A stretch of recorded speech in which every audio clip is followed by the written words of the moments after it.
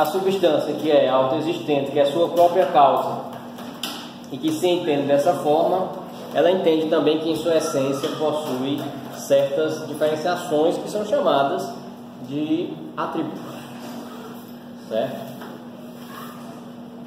Em algum ponto ali eu coloquei que só há dois atributos, né? A extensão e o pensamento. Sim. Aí é o seguinte, essa substância é a mesma, entende? Tanto o pensamento como corpo, né, como a extensão, elas são simplesmente atributos dessa mesma substância que é sua própria causa, que é autoexistente, entende? Então, quando ele olha para a essência dessa substância, percebe que possui dois atributos essenciais: consciência e corpo. Tá? Sim, por modo, compreendo as afecções de uma substância. Ou seja, aquilo que existe em outra coisa, por meio da qual é também concebido, certo? Então veja, esse ou seja dele é interessante. Sempre ele está reexplicando, né, o que ele está dizendo, o que ele está definindo, certo? Então, afecções é aquilo que existe em outra coisa por meio da qual também é concebido. Isso. Porque como ele vai defender que existe apenas essa substância, que é eterna, entende? Ele tem que dar conta das diferenças no mundo, entende? Então aí são os modos de como essa substância se auto-apresenta para se conhecer, entende?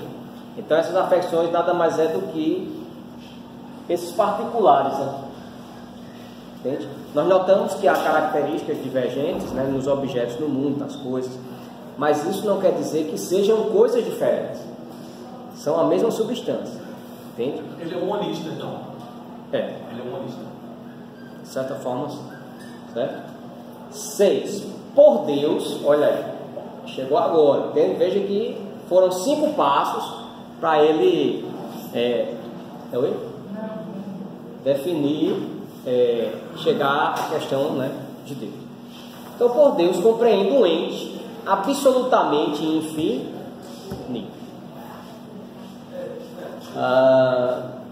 Isto é, olha lá, isto é, uma substância que consiste de infinitos atributos, certo? Tudo ok aí? Cada um dos quais exprime uma essência eterna e infinita. Então tudo é eterno e infinito porque parte dessa mesma substância. Pode apagar o quadro aí? Essas partes aí. Só ética que eu não escrevi. Ética, então apaga o quadro.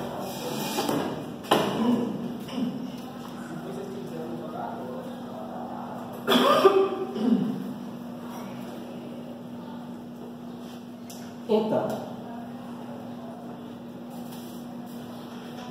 não há várias substâncias, só há uma substância que se apresenta de vários modos. Então, a mesma substância, ela vai, entende? Se autodesenvolvendo infinitamente, certo? Seria mais ou menos isso aí. Explicação. Veja no ponto 6, ele coloca um dado a mais, além das definições, ele ainda coloca a explicação da definição, né? Por Deus compreende um ente absolutamente infinito, isto é, uma substância que consiste... Então aqui tem um parto, né? Um parto com os tradicionais. Quando ele atrela ao conceito de divindade, o conceito de substância, certo? Que até então substâncias se pensava que eram as coisas materiais do mundo, etc. Mas agora diz, Deus é substância, e uma substância infinita. Digo absolutamente infinito e não infinito em seu gênero, entende? Não é que haja um Deus infinito, há uma substância que é toda infinita, todo infinito, entende? Pois podemos negar infinitos atributos àquilo que é infinito apenas em seu gênero, no particular. Mas pertence à essência do que é absolutamente infinito, tudo aquilo que exprime sua essência e não envolve qualquer negação. Aí eu coloquei ali a questão da negação. Foi isso? Veja aí se você identifica no caderno. Ah, foi aqui. Olha lá. Essência igual a substância, que é igual a existência. Isso tudo é uma verdade eterna para Spinoza, certo? Por que é uma verdade eterna? Essa é uma sacada massa. Ele diz, é uma substância que sempre autoexistiu. Por que ele garante a existência dessa substância? Porque se em algum momento essa substância não existiu, é porque em algum momento houve a sua negação. Logo é falso o raciocínio. Percebe? Não tem lógica algo infinito que teve um começo, né? Aí ele diz o seguinte: se eu nego que ela existe, há uma falsidade. Estou me enganando. Então ela essencialmente existe. Se eu digo que foi criada, então eu nego que sempre existiu. Então também há uma falsidade. Percebe? Há uma falsidade na negação da coisa. Então eu não posso negar nem essência, nem substância e nem existência, porque elas sempre existiram. Se em algum momento eu pensar que não existiram ou não existe, o que é que acontece? Há uma negação. E onde há negação, há falsidade no raciocínio. Percebe aí a ideia dele? Por outro lado, se passou a existir, a afirmação é verdadeira. Mas como é que o verdadeiro pode partir do negativo? Entende? Então ele destrói a ideia tradicional judaica na Torá de que há um Deus infinito fora do mundo, entende? E que o mundo foi criado. Se eu digo que o mundo não existiu um dia, então ele é uma falsidade porque se tornou verdade a partir de uma negação. Entende? Não. Quem disse não? Olha, se eu, assim, Deus existia enquanto um ser especial, eterno e infinito. Qual é o que a tradição diz na Torá, na judaica, né? Que esse Deus criou do nada todas as coisas, né? Então esse nada é negação.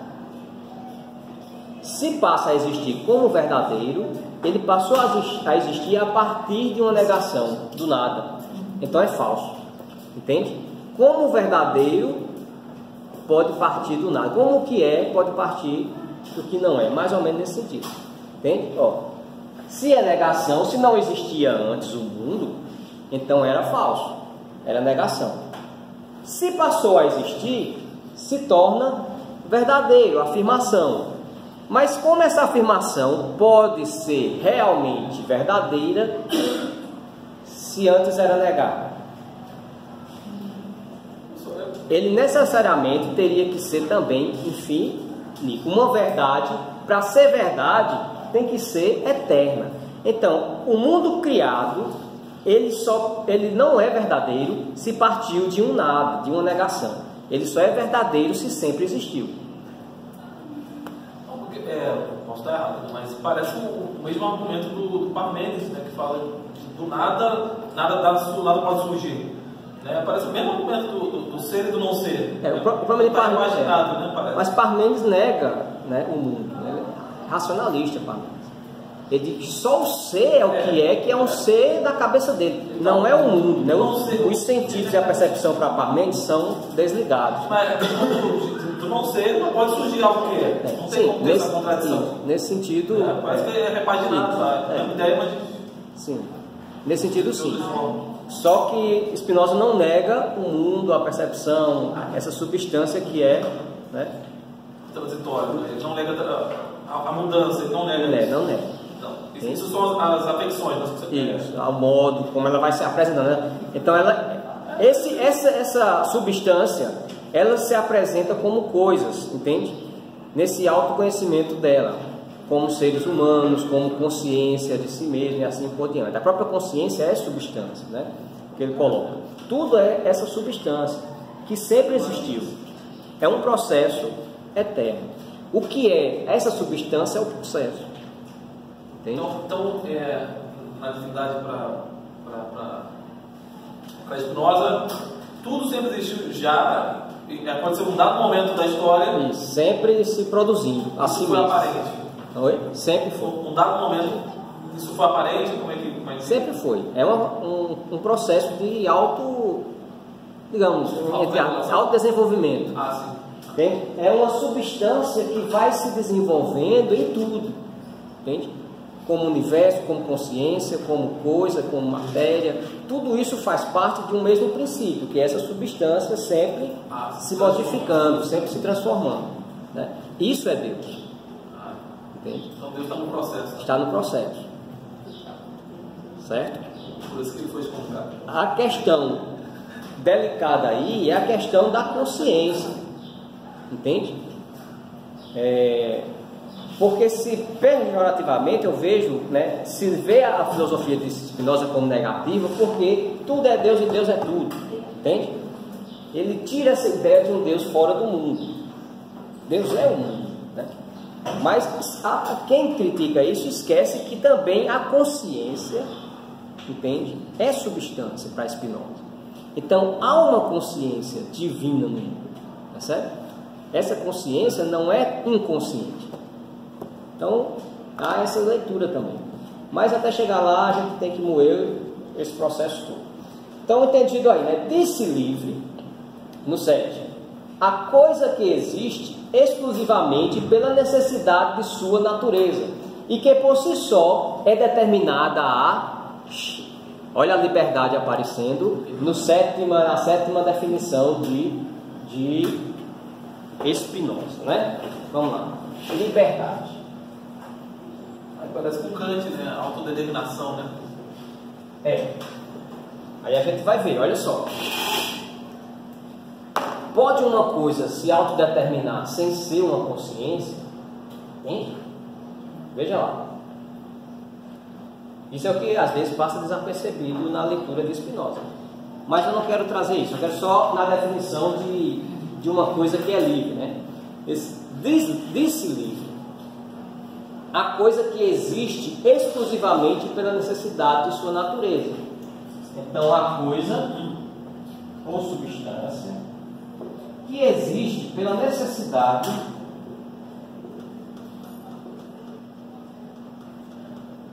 de sua própria natureza, ou seja, só ela é necessária a ela mesma. Entende? Por isso que é a causa de si mesma. Vejam os conceitos: necessidade, causalidade. Isso é o que está na raiz que esses caras estão pensando, que Kant lá na frente vai puxar também. Entende? Então uma coisa que é necessária a ela mesma, só ela é necessária a ela mesma. Isso é um conceito da teologia, entende? Só que aquele aplica ao todo, ao mundo, em todas as suas afecções, né? Todas as suas possibilidades. Então veja lá, e isso, né, hoje a gente está muito perto disso. Entende? Aquilo que eu falei para você, a energia, entende? O conceito de energia hoje na física está aí, bem pertinho de Spinoza. Entende?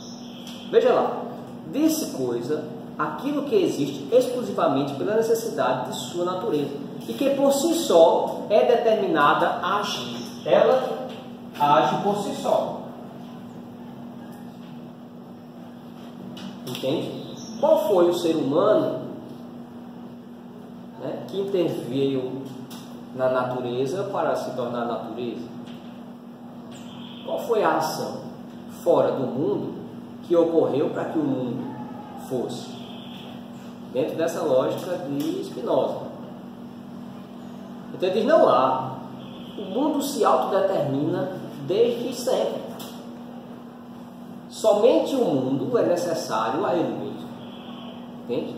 Seus processos, suas transformações, seu desenvolvimento. Então esse processo não tem finalidade. Ele vai dizer isso, né? Não há finalidade nunca. Entende? Aí é onde Kant pega lá na frente, é massa fazer esses pontos, né? Ó, mas nós necessitamos de uma teleologia. A razão humana não se conforma em um mundo ser só isso. Entende? O infinito, colocou aí. Pois é, para Kant não, né? Nós temos a necessidade de produzir um fim, um objetivo, uma meta, uma finalidade para a existência humana. Claro que a gente pode pensar, não precisa, né? Qual é o sentido da vida? Reproduzir, manter a espécie humana existindo, só isso. E esse também é o substrato do pensamento de Kant, né? É só nossa meta na existência é essa, manter a máquina da humanidade andando. Mas se a gente fosse se contentar só com isso que o senhor está dizendo, não tinha mais sentido nenhum a gente procurar Acabou a as filosofia. coisas, as questões. Mas, professor, essa coisa, a coisa que se diz livre, o que parece para mim que nenhum ser humano consegue atingir isso aqui. Essa autodeterminação seria um tipo de causalidade. Isso. O único que cabe aí é só a divindade, só Deus. Cabe aí. Ele se autodetermina. Ele faz o que ele quer, na hora que ele quer, no momento que ele quer. Só ele pode ser livre. Enquanto a gente não. Isso. Ele vai dizer, vocês já assistiram, né, aquele filme do Benjamin Button, né? Incrível Caso, né? Então tem uma cena lá que ele faz um retrocesso, entende? A pessoa que vai na padaria e volta, o carro que passa, não sei o que, o menino que chorou, não sei o que. Uma série de eventos fazem com que aquele determinado evento, você ir para a padaria comprar pão, aconteça, entende? Então tudo já tem um ciclo de N situações para que aconteça o que aconteceu aqui, entende? O efeito borboleta. Não escapamos daquilo que vai acontecer, entende? Porque é esse processo de constante desenvolvimento de algo que é necessário a si mesmo, que nós apenas estamos dentro do processo. Então você vai escolher uma camisa para sair, né? Uma roupa.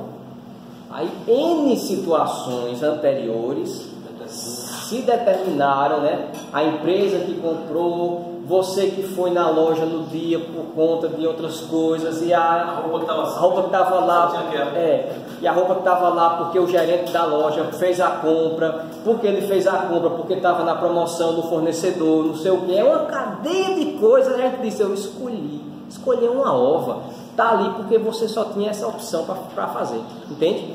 N coisas aconteceram. Agora um parênteses, sou eu agora, quem escolhe somos nós. Entende aí? N coisas acontecem, tá? Eu concordo, isso é extremamente verdadeiro, está fora das minhas possibilidades. Tudo que aconteceu, né? O caminhão que trouxe a mercadoria, né? Enfim, a chuva que caiu para dar aquele fruto que eu ia comer, né? Isso não está dentro da minha possibilidade. Mas quando chega para mim, os dois, para decidir, aí é um momento de suspensão. Aqui para o mundo, aqui para o processo. Aqui eu sou rei, aqui eu vou decidir. Eu quero.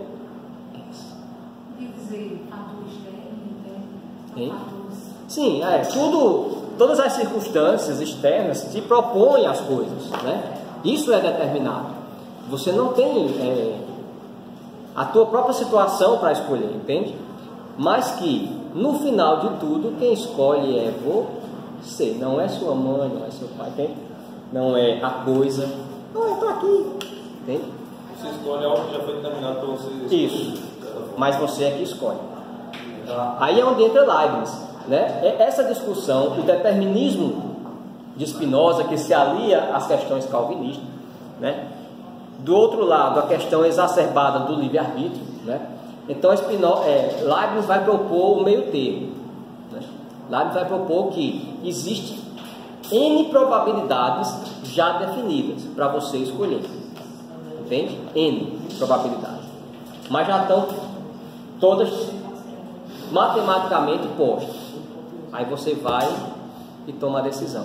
Mas você não pode tomar uma decisão fora daquelas possibilidades apresentadas, entende? Uma liberdade limitada. Para lá. É um meio termo, né? Que ele escolhe ali, vamos ficar aqui nesse... Por isso que ele gostava tanto e trocava ideias com Spinoza, né?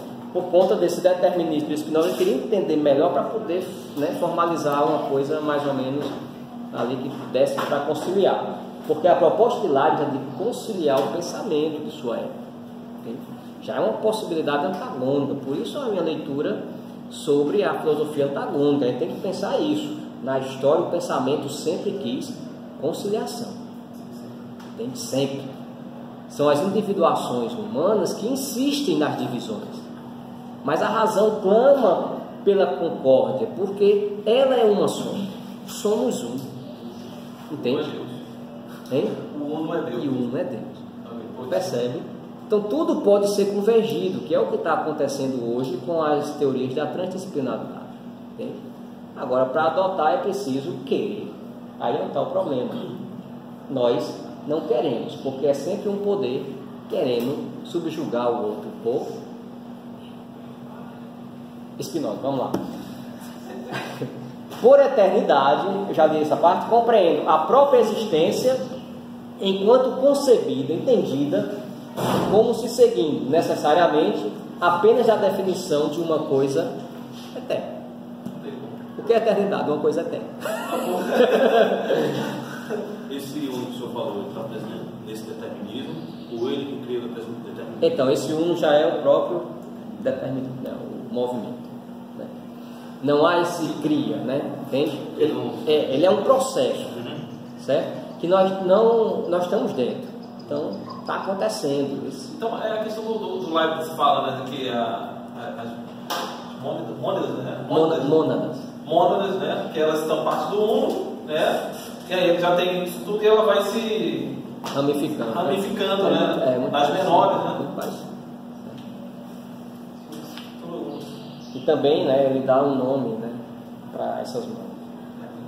Aí a explicação da eternidade. Com efeito, uma tal existência é assim como a essência da coisa, concebida como uma verdade eterna, e não pode, por isso, ser explicada pela duração ou pelo tempo.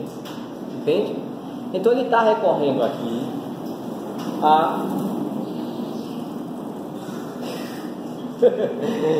a concepção de que eu não posso sair do conceito, né? Não pode, por isso, ser explicada pela duração ou pelo tempo, mesmo que se conceba uma duração sem princípio e nem fim.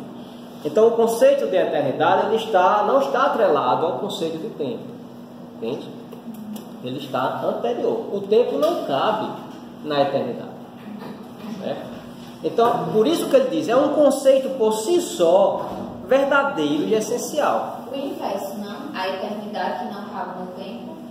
Não, porque assim, se eu estou numa substância eterna já, Ele é parte de Deus, né? entende? Ele faz Então, tudo a partir de Deus. o tempo está aqui dentro, É a base. É a entende? base. Ele é infinito, sempre existiu. Algo que sempre existiu, você não pode determinar, contar, fazer uma cronologia nesse sentido, né? Tá certo? Esse conceito de tempo é importante, sua pergunta, porque é muito complicado. Eu me debatia muito com isso até conhecer o Pássaro. Vocês precisam conhecer. Eu pensava partindo de Heráclito. Veja lá, se a coisa está sempre passando, sempre um devir, Como é que é isso? como eu posso tirar e determinar essa coisa? E como eu posso contar o tempo? Isso é o que os matemáticos ao longo da história se debateram, calcular, né, o infinito. Como eu posso calcular o infinito? Né, o sinalzinho lá. Por quê? Eu tenho aqui uma escala. Ó.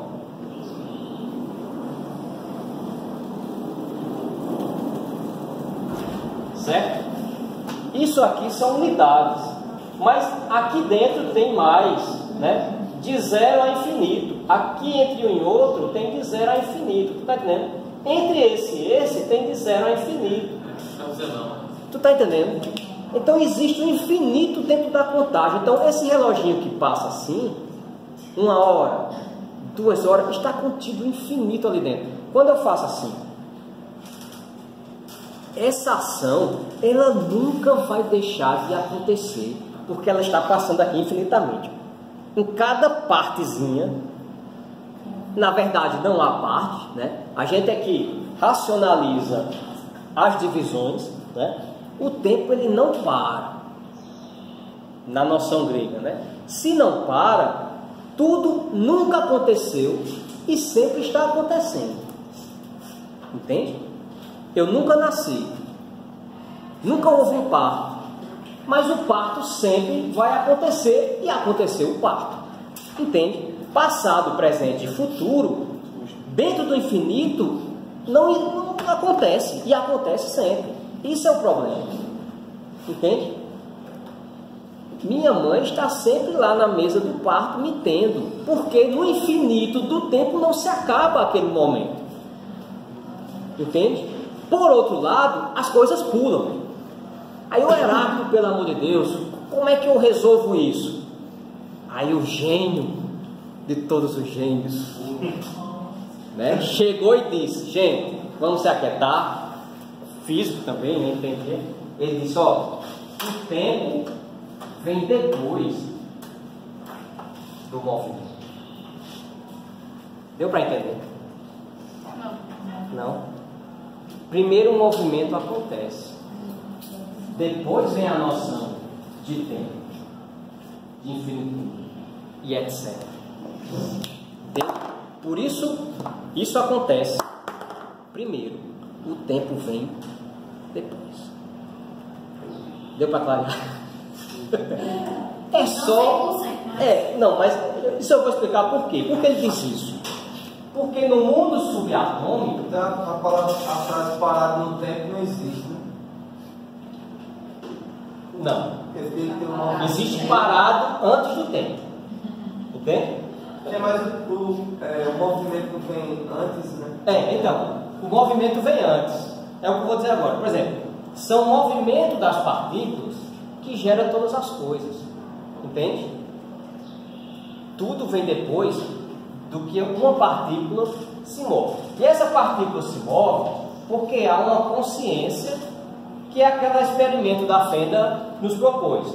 Ela se direciona de acordo com a consciência que a movimenta. Percebe? Essa consciência que a movimenta pode ser estática. Entende? É eterna. É infinita, porque ela está fora do movimento. O movimento com o qual acontecem as coisas está na partícula. Entende? Então, a partir do momento que a partícula se move, aí eu conto. Mas esse tempo que o senhor está contando aí, só está contando o passado, não? Como assim? Porque só o tempo vem depois do movimento. Então, o senhor derrubou a caneta. Sim. Aí caiu, mas o futuro? Não existe futuro. Não existe passado. Nessa concepção, veja bem. Não existe. Veja lá, deixa eu só... Se fosse feita uma máquina do tempo, nós só poderíamos nos mover para o futuro. Ou melhor, perdão, para o passado. Entende? Se fizer uma máquina do tempo, nós só podemos nos remontar ao passado. Porque o futuro ainda não aconteceu. Entende? Então é uma ilusão parafísica se propor uma máquina que avance no tempo. Porque o tempo ainda não aconteceu. Por que o tempo não aconteceu? Porque ainda não houve movimento. Entende? Não houve coisa se movimentando ainda. Então não há futuro. O futuro é apenas uma projeção, uma progressão da razão. Captou? Mas o movimento é contínuo, não é? Não sei. Veja lá, entenda. O que se move é a partícula. Mas ela só se move porque há uma consciência. Nessa consciência aqui, a ciência está calada. Por isso aqui cabe, entendeu? A gente falar qualquer coisa aqui dentro. O que é que o passo vai dizer? Isso é afetividade. Ele coloca o termo que ele quiser. Entende? Isso aqui, Deus. Cabe todas as discussões aqui. Isso aqui é uma consciência cósmica. Tu está entendendo? Cabe qualquer coisa aqui. Isso é estático. A gente não sabe. O que a gente sabe? Que a partícula se movimenta. Entende? A partir do movimento, ela tem que se movimentar para depois eu poder calcular. 0, 1, 2. Aí eu gero a ideia de tempo. Se a partícula não se movimentar, não há ideia de tempo. Professor, lembrando aquele filme Interestelar, você já viu esse filme? Tudo bem, pode continuar. Esse filme Interestelar? Vai, mulher. Já viu esse filme Interestelar? Não, Interestelar. Se eu vi, eu não lembro. É que ele sai realmente para o espaço e é uma viagem muito doida, mas é muito bom. É muito viajoso. É muito legal. 3 horas e pouco de. É muito legal, mas é muito legal. É Vale a muito pena. bom, mas é muito bom. É um que é um casal, não? Que vai... Não, eles... Deixa eu ver. Ele tem depois- 2 filhos. Dois. Aí ele mora lá na fazenda. Aí sempre tem chuvas de areia, né? Ou tempestades de areia. E o mundo vai se acabar por causa disso.